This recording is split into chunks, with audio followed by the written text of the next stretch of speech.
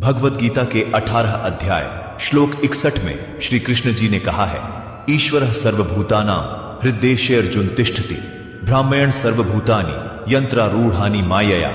यानी सबके भीतर एक ही चेतना काम करती है और वही प्रकृति की व्यवस्था के जरिए हर जीव की सोच समझ और क्रियाएं एक यंत्र की तरह संचालित करवाती है। शाम का समय था। रजत और उसके पापा बाइक पर घर लौट रहे थे। सड़क खाली, मौसम हल्का ठंडा, सब कुछ बिल्कुल सामान्य। पापा पीछे से बस इतना कहते रहे, धीरे चला बेटा, सड़क फिसलन भरी है।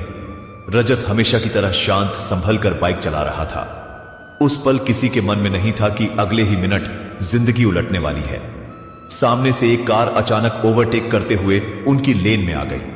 रजत के पास दो ही विकल्प थे, टक्कर या ब्रेक। उसने ब्रेक दबाया, बाइक हल्का सा फिसली और दोनों सड़क पर जा गिरे।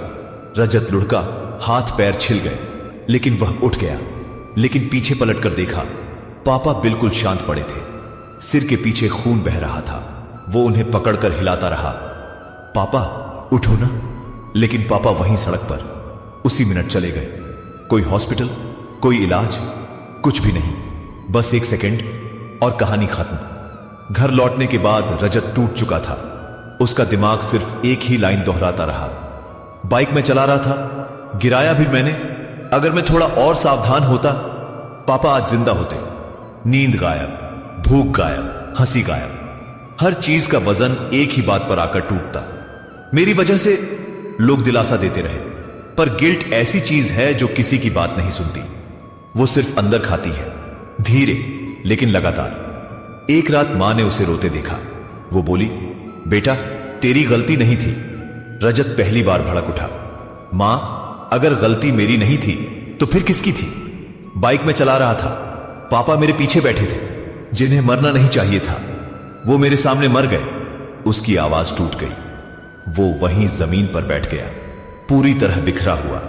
कुछ दिनों बाद मोहल्ले के एक बुजुर्ग उससे मिलने आए। उन्होंने रजत की आंखों में वो खालीपन देखा जो सिर्फ अपराध बोध छोड़ता है। उन्होंने बस एक बात कही और वही बात इस कहानी की दिशा बदलती है। ईश्वरः सर्वभूतानां हृद्देशे अर्जुन तिष्ठति ब्राह्मण सर्वभूतानि यंत्रारूढ़ानि मायया। और फिर बोले, जिस दिन हादसा हुआ, लोहे की बाइक तू चला रहा था, लेकिन जीवन और मृत्यु की दिशा तू नहीं चला रहा था बेटा। जो हुआ वो तेरी क्षमता से बड़ा था। तू वाहन था, निर्णय किसी और का था। ये बात रजत के अंदर सीधा घुस गई। उसने खुद से पूछा, अगर मौत रोकना मेरे हाथ में होता तो मैं अपने पापा को क्यों जाने देता? अगर मैं इतना शक्तिशाली हूं कि मेरी वजह से कोई मर सकता है, तो क्या मैं उतना शक्तिशाली नहीं था कि उसे बचा भी सकूं? पहली बार उसे समझ आया, वह गुनहगार नहीं था, वह सिर्फ घटना का माध्यम था। जीवन की बड़ी पटकथा में वो बस एक किरदार था, निर्णय उसका नहीं था। और यह एहसास उसकी छाती पर रखे पत्थर की पकड़ ढीली करने लगा। दर्द अभी भी था, पापा की जगह कोई नहीं ले सकता, लेकिन गिल्ट जो जहरीला था वो धीरे धीरे गलने लगा।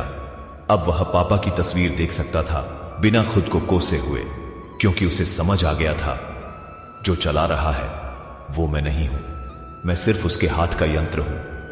और यह बात दर्द नहीं मिटाती, लेकिन उसका बोझ जरूर आधा कर देती है। कई बार हादसे हमारी वजह से नहीं होते, हमारी हाजिरी की वजह से होते हैं, और यह अंतर समझना सबसे कठिन होता है। जीवन के कुछ पल हमारी पकड़ में नहीं होते, क्योंकि ड्राइविंग सीट हमारे पास है ही नहीं। ड्राइवर वही है जो हर हृदय में बैठा है।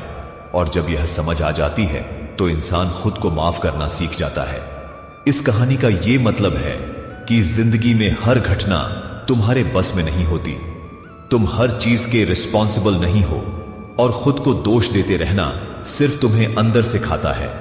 कभी कभी तुम सिर्फ उस स्थिति के गवाह होते हो, उसका कारण नहीं। जीवन का नियंत्रण तुम्हारे हाथ में कम और परिस्थितियों के हाथ में ज्यादा होता है, और इसे स्वीकार करना ही असली परिपक्वता है।